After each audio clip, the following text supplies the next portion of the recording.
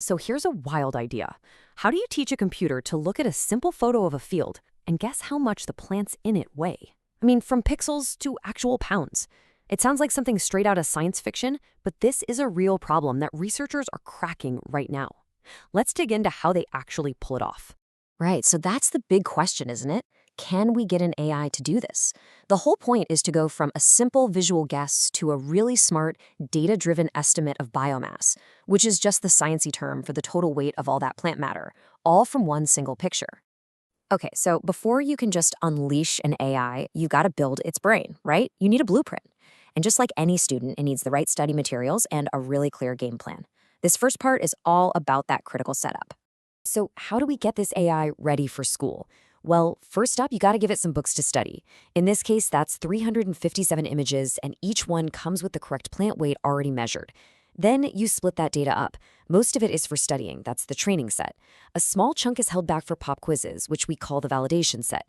And here's where it gets really clever. We augment the training images. We flip them, rotate them, tweak the colors, basically creating a ton of new examples to learn from without ever having to take another picture. So what does this AI brain actually look like under the hood? It's a special kind of network called a convolutional neural network, or CNN for short. The easiest way to think about it is that a CNN learns to see, kind of like we do.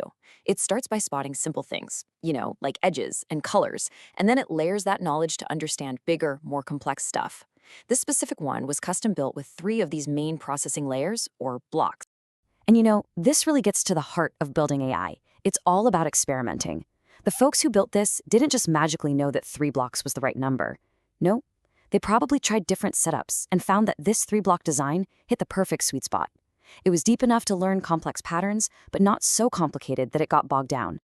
All right, with the brain built, it's time for the AI's version of cramming for finals. We're going to put it through a grueling 50-round study session.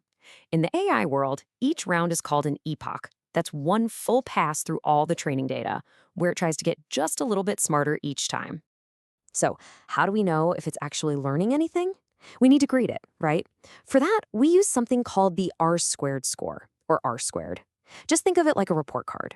A 1.0 is a perfect A+. It's predicting everything perfectly. A 0, on the other hand, means it's completely useless, no better than just guessing the average weight for every single photo. So, after just 2 rounds of studying, how's our little AI student doing? Well, its score is about 0.1. And let's be honest, that's not great at all. It's barely better than random guessing. It really shows you it's starting from absolute 0. But then, look at this. By round 17, something starts to click. The score more than doubles, jumping all the way up to 0.26. This is a huge aha moment in its training. It's a clear signal that the model is finally starting to see real patterns in the photos. And the climb continues. At epoch 24, it inches up again to almost 0.3.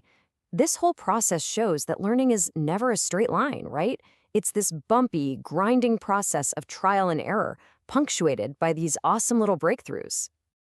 Okay, the 50 rounds are up. Pencils down. After all that intense training, it's time for the final exam. Did all that work actually pay off? Let's check out the final results and see if our AI really learned anything. Now, this graph tells a fascinating story. I mean, just look at that chart on the left. The model's score is a total roller coaster. It shoots way up, then crashes, then climbs back again. It's proof that learning is messy. It's volatile. Progress is definitely not a straight line to the top. And if you average out its performance over all 50 rounds, the numbers are, well, pretty sobering. The average score on its pop quizzes, that validation data, was just 0.0389. So that tells us that even though it has some moments of genius, its overall performance was actually pretty unreliable. But, and this is the most important part, we don't really care about the average student. We're looking for the star pupil, that one moment of peak performance. And at its absolute best, the model hit a score of 0.32. That's its personal best, and that's the version of the AI brain we're going to save and use for the real work. So, we've found our star pupil. We've saved its brain at the exact moment it was smartest. Now, for the really fun part, putting that brain to work and seeing what it can do with brand new images it has never, ever seen before.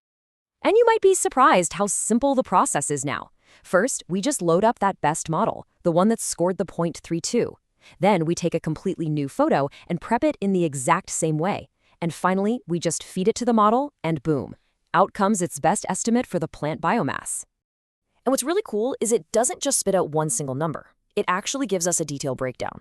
5 different measurements. Things like the weight of the dry green material, and of course the total dry weight. This is where all that abstract training turns into concrete, usable data. So, we've come full circle. Our AI can look at a photo and give us a weight estimate, which is amazing. But with a top score of 0.32, it's clearly not perfect. It's a promising start, but it's not ready for prime time. And that leaves us with the big question. What would it take to get it there? More data? A bigger, more complex brain? That journey from a cool prototype to a tool you can actually rely on, well, that's the next big challenge.